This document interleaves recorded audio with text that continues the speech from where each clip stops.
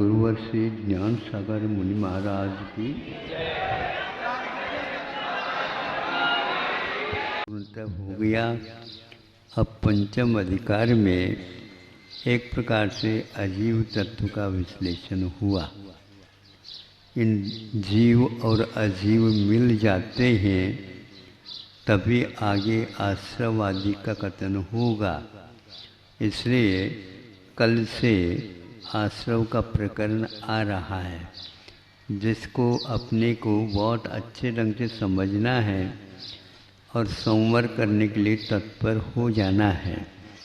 किसका विरोध और किसका बोध, ये बहुत महत्वपूर्ण है।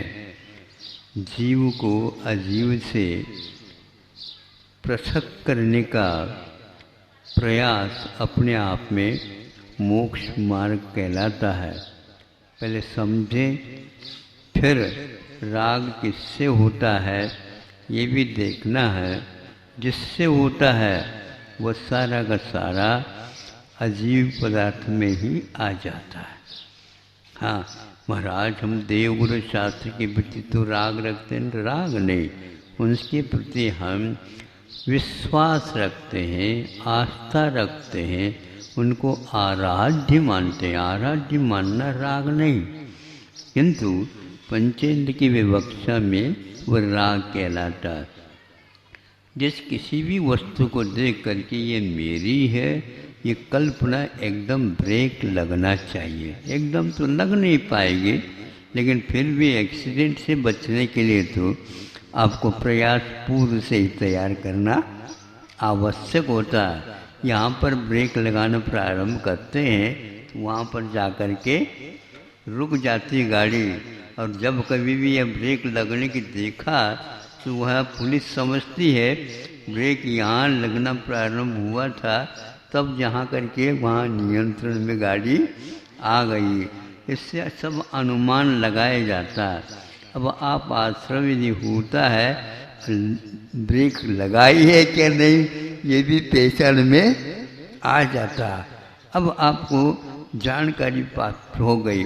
इसमें एक सूत्र बहुत अच्छा आता है जो व्यवहार में अपने को काम में लाना चाहिए। अर्पितान अर्पित सिद्धे है। विरोधी धर्मों का प्रत्येक पदार्थ एक प्रकार से समूह है। एक दूसरे धर्मों में एक प्रकार से विरोध आता है, क्योंकि धर्म अनंत होते हैं। इसलिए धर्म कहो गुण कहो, यहाँ पर सापेक्ष मान करके हम चलते हैं। हमें अनेकांत का यदि सहारा लेते हैं तो अर्पित और अनर्पित ये दो वस्तुओं को समझ ले। अर्पित मैंने प्रासंगिक होता है, अनर्पित का अर्थ अप्रासंगिक होता है अथवा मुख्य और गौण कहलाता है। जैसे आप लोगों के लिए हम बताना चाहते हैं, आप पति है मान लो तो पत्नी भी रहेगी। और अब इस दोनों में आज वर्तमान में नहीं, पहले से झगड़ा होता है, कौन बड़ा कौन छोटा।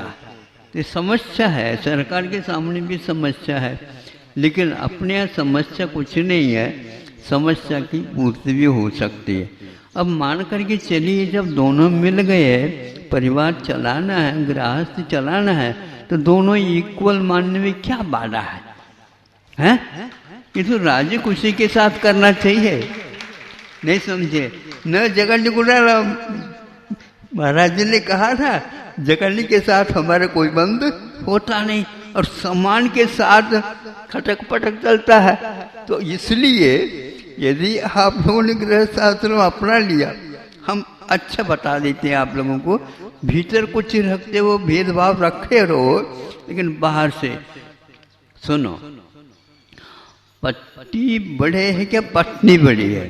तो हम कहते हैं कोई भी बड़े नहीं। हाँ, दोनों खड़े हैं चुनाव के लिए। सीधी सीधी बात। हाँ, अब देखो कैसे बड़े नहीं, कैसे आप कह रहे हो? आप पति तभी कहलाते हो जब उसके साथ आपका संबंध हो गया तो जिस समय संबंध हुआ उसी समय पति का भी नामकरण हो गया और पत्नी का भी नामकरण हो गया। मैं बड़ा तुम बड़े, ऐसा तो है ही नहीं। इसको मान करके चलना चाहिए। ऐसा नहीं पहले पति हो गया फिर बाद में पत्नी हो गई, पहले पत्नी हो गए तो फिर बाद में पति हो गए ना। फिर इसके उपरांत क्योंकि काम पुरुषार्थ गृहस्थाश्रम में प्रवेश हुआ तो संतान हुई। बेटा तुम अभी नहीं समझते हो, हम भी समझते हैं पिताजी, ये ध्यान रखो, हम भी पुराने आसामी हैं और आप भी पुराने आसामी। आप बड़े हैं, आपका इतिहास बता दो। हम छोटे हैं, इसका भी इतिहास बता दो। बेटा तुम अभी भी जन्म हुआ है नहीं, आप तो हमें बेटा बेटा कह करके ऐसे ही रखना चाहते हो। या तो आप जल्दी जल्दी घर छोड़ दो तो हम बता देते हैं कि आपसे गए हम कितने बड़े आए,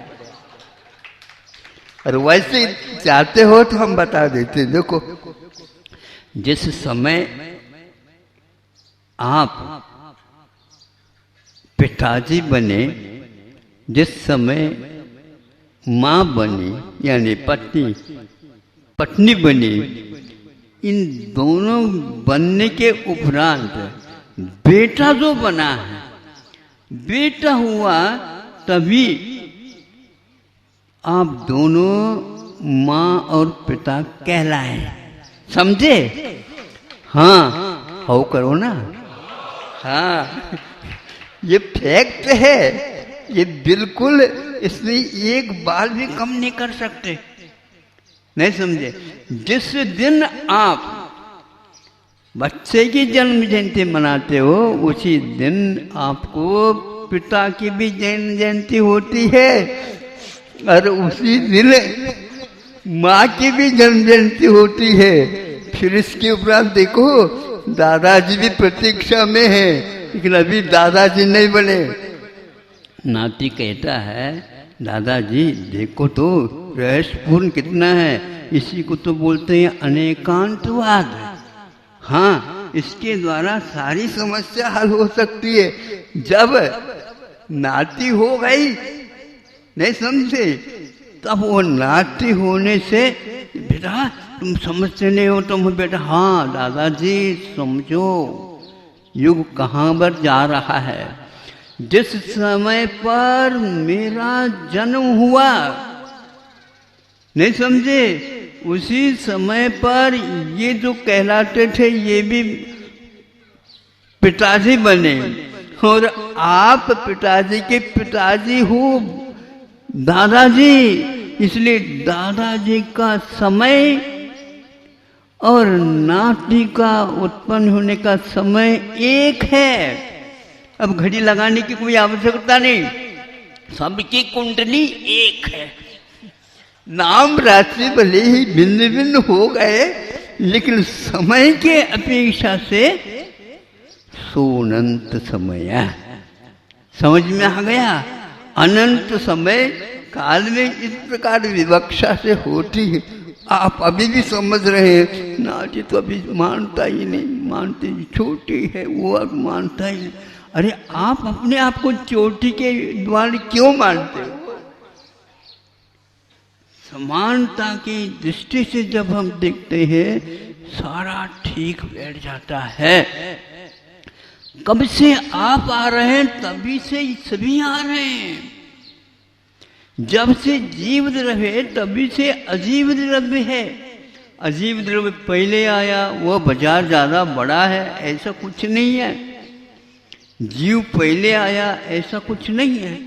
इसी प्रकार महावीर भगवान कहो, आदिनाथ भगवान कहो, ये सारे के सारे काल की विवक्षा से है, किंतु इनके गुणों की अपेक्षा से कोई बड़ा और कोई छोटा है ही नहीं। हम समझौता की अपेक्षा से, समझाने की अपेक्षा से, उदाहरण की अपेक्षा से आपको प्रारंभ करते हैं, लेकिन आदिनाथ भगवान और महावीर भगवान कोई भी हो, अब अभी भी आप हाथ से नाप रहे हो, छोड़ दो हाथ से नापने का, अब ज्ञान से नाप करके देखो तो ज्ञात हो जाएगा सभी एक दूसरे के पूरक है, कोई भी छोटा बड़ा नहीं। हाँ, हम शुरुआत में हैं, इसलिए बड़े और छोटे के विकल्प के साथ चलते हैं, कोई बाधा नहीं, किंतु वस्तु तत्व अपने आप में बहुत महत्वपूर्ण है। अब माँ कभी भी न कहें, पिताजी नहीं कहें कि मैं बड़ा हूँ, मैं बड़ी हूँ। आज की बहू आ गई तो उस बहू तभी कहलाती है, जब से वो बहू कहलाएगी तभी तो आप सास ससुर हो। आ गई समझ में? पूर्ण आ रही क्या? नहीं, पूर्ण आना चाहिए। थोड़े से भी कमजोर रखोगे तो आप सही नहीं माने जाएंगे। हाँ, इसलिए सरकार की समस्या भी हल हो जाती है अनेकांत के माध्यम से। इतना ही कहना चाहता हूँ, पर्याप्त है। आप लोगों ने आधा पर्व इस तत्वार सूत्र की अपेक्षा से पूर्ण कर लिया है और 5 दिन और इसी प्रकार से ऊपर से भी प्रबंध इस ढंग से हो रहा है। उपवास वालों के लिए भी हमारा कैसा होगा, किंतु बहुत अच्छा होगा। 5 आदि के दिन निकल गए तो आज 5 और निकल जाएंगे। अहिंसा परमो धर्म, अहिंसा परमो धर्म की आचार्य गुरुवर से कुंद कुंद भगवान की, आचार्य गुरुवर से ज्ञान सागर मुनि महाराज की।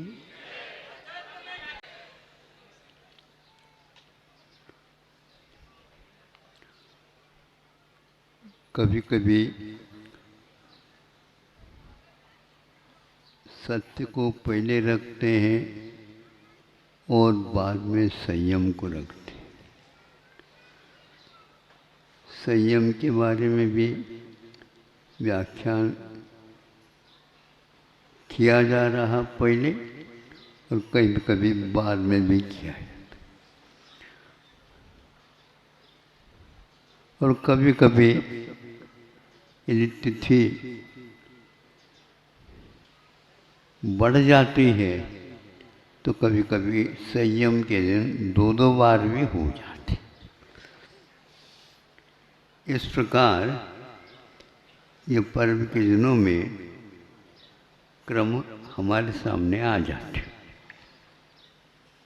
कभी घट भी जाती हैं तिथियाँ और उसमें बढ़ भी जाती।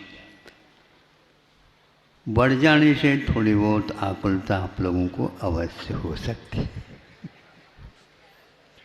एक और दिन बढ़ गया, हम सोच रहे थे एक दिन घट जाए तो और अच्छा। जैसे आप चाहो वैसे आप कर सकते हो। संयम अपने जीवन में बहुत कम मिला करता है। चारों गतियों में असंयम के तो भरमार।